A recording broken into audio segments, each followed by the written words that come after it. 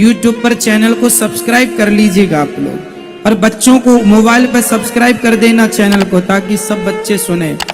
आज इतने जो समझदार लोग हैं उन्होंने तो चैनल को सब्सक्राइब कर रखा है। बस राम में और कृष्ण में अंतर नहीं मानना चाहिए। अब मैं तीन देवताओं की तीन शक्तियों की बात करता हूं। उसी तरह महालक्ष्मी, जैसे हम लक्ष्मी अलग होती हैं, महालक्ष्मी अलग होती हैं। लक्ष्मी कौन है? लक्ष्मी माता सीता, रुक्मणी मां, ये लक्ष्मी है। और लक्ष्मी, ये लक्ष्मी है। पर जो राधा रानी है ये महालक्ष्मी है। तो जो लक्ष्मी होती हैं, लक्ष्मी ने भी तीन अवतार लिए। लक्ष्मी एक रूप में लक्ष्मी है, ब्रह्मा की पत्नी बनके वो क्या आ गई? सरस्वती। और शिव की पत्नी बनकर क्या आ गई? पार्वती। तो पार्वती भी लक्ष्मी है और सरस्वती भी लक्ष्मी है। तत्व उंगलियां तीन हैं पर हाथ एक है, एक की ही तीन उंगलियां हैं। उसी प्रकार एक लक्ष्मी से ही तीन शक्ति प्रकट हुई। या यूं समझ लो कि उस एक महालक्ष्मी से तीन शक्ति प्रकट होती हैं। महालक्ष्मी से लक्ष्मी प्रकट हुई, पार्वती प्रकट हुई और सरस्वती प्रकट हुई। तो पार्वती और लक्ष्मी ये अलग अलग नहीं है। और वही पार्वती आगे चल के नवरात्रि की पहली देवी मानी गई। प्रथमम शैलपुत्री च, द्वितीयम ब्रह्मचारिणी, द्वितीयम वही जो ब्रह्मचारी रूप में आज बैठी हैं, जैसे हम अभी हमने नाम लिया वैष्णव मैया, वही मां है जो ब्रह्मचारी हैं अभी। तो ये वही है, इसलिए शक्ति एक ही है, लक्ष्मी शक्ति है। और एक ही पुरुष है जिन्हें भगवान नारायण कहते हैं। ठीक है, समझ में आया? इसलिए हमें इनमें बिल्कुल खिचड़ी नहीं पकानी चाहिए कि हम तो महाराज जी इनकी पूजा करते थे, इनकी करते हैं, अब क्या करें। अरे भैया, जहां कर रहे हो, जिनकी कर रहे हो, राम जी की कर रहे हो, शिव जी की कर रहे हो, सब अच्छा ही है, कोई बुरा नहीं है। तुम्हारी श्रद्धा राम पर है तो राम राम जप लो, श्रद्धा भगवान कृष्ण पर है, कृष्ण कृष्ण जप लो, ओम नमः शिवाय पर श्रद्धा है, ओम नमः शिवाय जप लो। सब ही एक है। तुम यहां नीचे भले आपस में लड़ो, कुछ भी समझो, पर ऊपर तत्व एक ही है। समझ में आ रहा है आपको? इसलिए जहां आपकी श्रद्धा है वहां मन लगा के वो नित्य जाप करो, मन लगा के आस्था बनाए रखो, कल्याण होगा। ठीक है, मूल तत्व एक ही है, जिसे हम श्रीमन नारायण कहते हैं। ठीक है,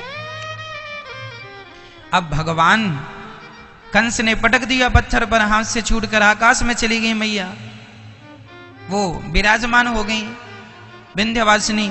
अब यहां कंस को लगा कि देवता कैसे झूठ बोल सकते हैं। देवताओं ने तो आकाशवाणी से कहा था कि 8वां गर्भ देवकी का तुझे मारेगा।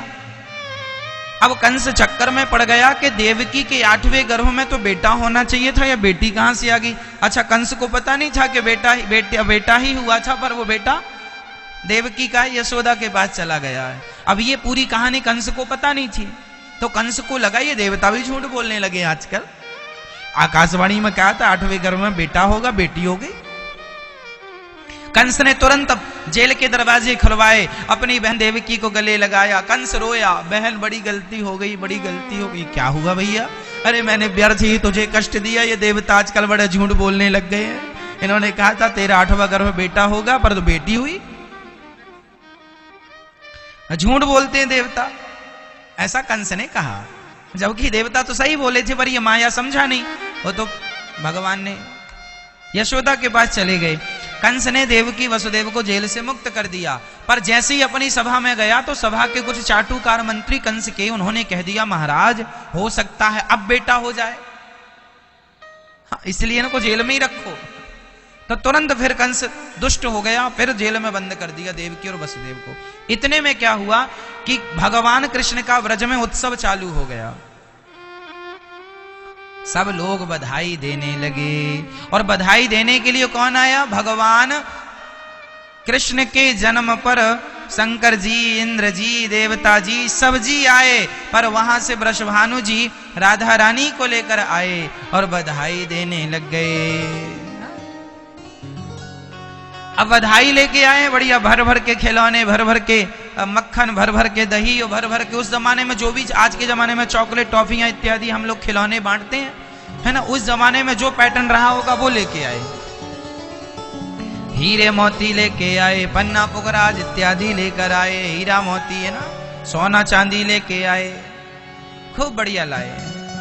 और बधाई लेके आए, नंद महल घर लाला जायो, बरसाने से टीको आयो, नंद महल घर लाला जायो, बरसाने से टीको आयो। अवतार हो चुके हैं 24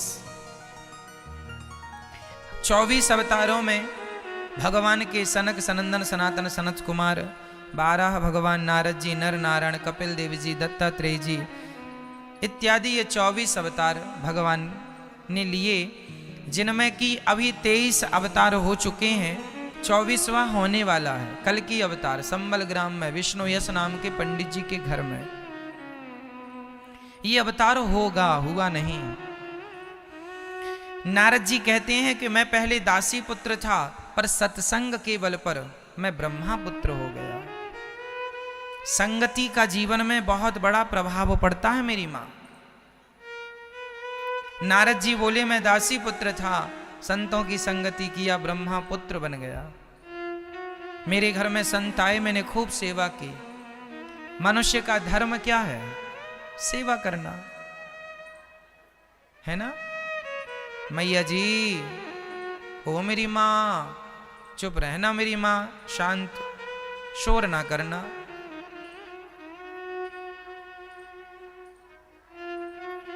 मैया यहां से आवाज आ रही है, इस तरफ से, बैठ जाइए शांति से। मैया बैठ जाओ वहीं पर। बेटा ये जगह खाली है, देखो यहाँ भी, आज पीछे लोग ज्यादा खड़े हैं, यहाँ भी बैठने दो, यहाँ भी, ये कोना भी। थोड़ा सा किनारे किनारे इस तरफ आ जाओ मेरी माँ, जो पीछे खड़ी हो ना, किनारे किनारे इस तरफ आ जाओ। आप मैया जहां बैठी हो, आप लोग। राधे राधे मेरे प्यारे दोस्तों, वीडियो अच्छी लगी हो तो चैनल को सब्सक्राइब करके वीडियो को लाइक कर दीजिए मेरे प्यारे दोस्तों। राधे राधे, जय श्री कृष्ण। अनिरुद्धाचार्य जी, धन्यवाद।